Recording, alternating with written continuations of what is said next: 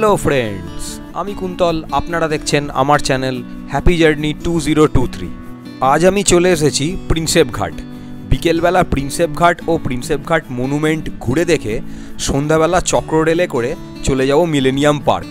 সেখানে ক্রুজে করে গঙ্গায় ঘোরার অভিজ্ঞতা এবং তার সাথে লাইভ মিউজিক পুরোটাই শেয়ার করব আপনাদের সাথে। যারা আমার চ্যানেলে নতুন সাবস্ক্রাইব করেননি তাদের কাছে আমার অনুরোধ, আমার চ্যানেলটি সাবস্ক্রাইব করে বেল আইকনটা প্রেস করে দিন। এতে যখনই আমি কোনো ভিডিও দেব সবার প্রথম নোটিফিকেশান আপনাদের কাছে পৌঁছে যাবে। 1841 সালে একজন ব্রিটিশ স্কলার জেমস প্রিন্সেপ তার স্মৃতির উদ্দেশ্যে হুগলি নদীর তীরে এই সাদা মনুমেন্টটি স্থাপন করা হয়। ইনিই প্রথম সম্রাট অশোকের শিলালিপির পাঠোদ্ধার করেছিলেন। প্রিন্সেপ ঘাট মনুমেন্টের ঠিক পিছনেই রয়েছে দ্বিতীয় হুগলি সেতু।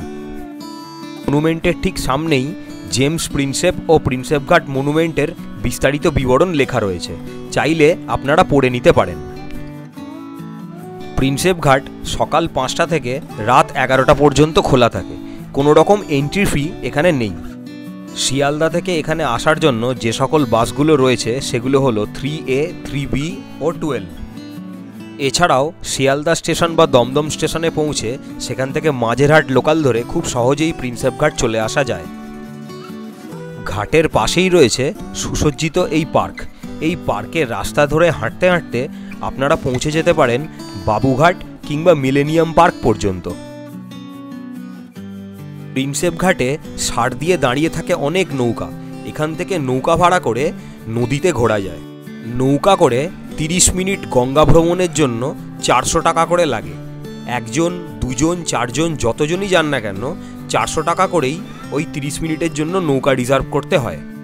পড়ন্ত বিকেলে জলের মধ্যে সোনালি রোদের ছটা। গঙ্গার এই অসাধারণ রূপ যদি উপভোগ করতে চান তাহলে কোনো একদিন বিকেলবেলা চলে আসুন এখানে নৌকা ভ্রমণের জন্য। গঙ্গার তাজা হাওয়ায় নৌকাতে বন্ধুবান্ধব বা প্রিয়জনের সাথে সময় কাটাতে খুব সুন্দর লাগবে। পুরো বিকেলটা প্রিন্সেপ ঘাটে কাটিয়ে তারপর চক্র রেলে করে চলে এলাম মিলেনিয়াম পার্ক স্টেশনে। এখানে আরও এক অসাধারণ অভিজ্ঞতা।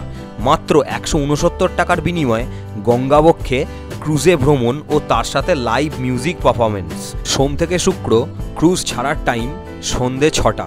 শনি, রবি ও যে কোনো হলিডেজে দুবার ক্রুজ ছাড়া হয়, একবার বিকেল 5টায় আর একবার সন্ধে 6:45-এ।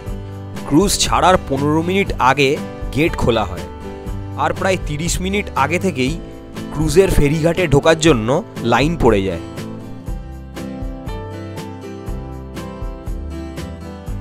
এটি একটি ডবল ডেকার ক্রুজ।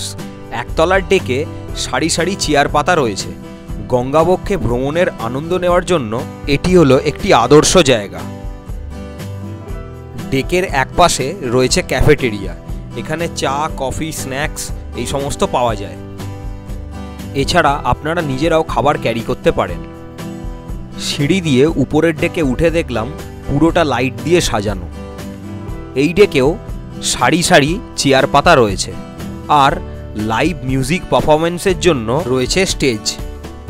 চেয়ার নিয়ে বসে গেলাম লাইভ পারফরমেন্স দেখতে। যথাসময়ে শিল্পীরা চলে এলেন, আর পরপর চলতে থাকলো সুন্দর সুন্দর হিন্দি ও বাংলা গান। আমার কাছে এটি ছিল সম্পূর্ণ নতুন এক অভিজ্ঞতা। হাওড়া ব্রিজের কাছে ক্রুজ আসতেই তাড়াতাড়ি নিচে নেমে এলাম। অফিস যাতায়াতের জন্য হাওড়া ব্রিজের উপর দিয়ে তো প্রতিদিনই যেতে হয়, কিন্তু ব্রিজের নিচেটা আজ পর্যন্ত কখনোই দেখা হয়নি।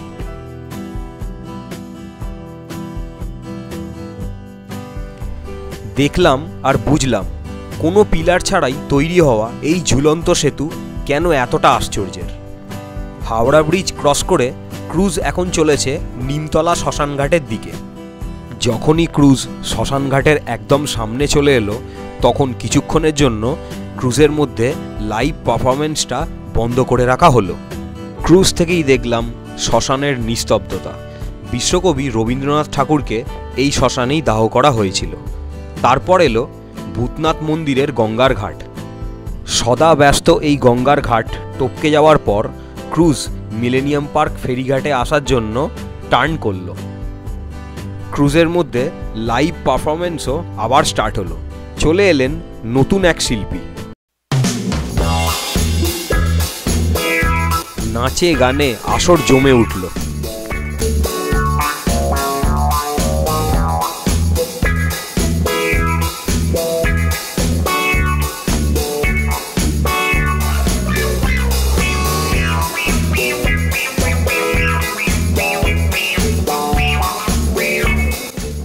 গানের তালে তালে দর্শকরা সবাই স্টেজের সামনে এসে নাচ গান করে আনন্দ করল।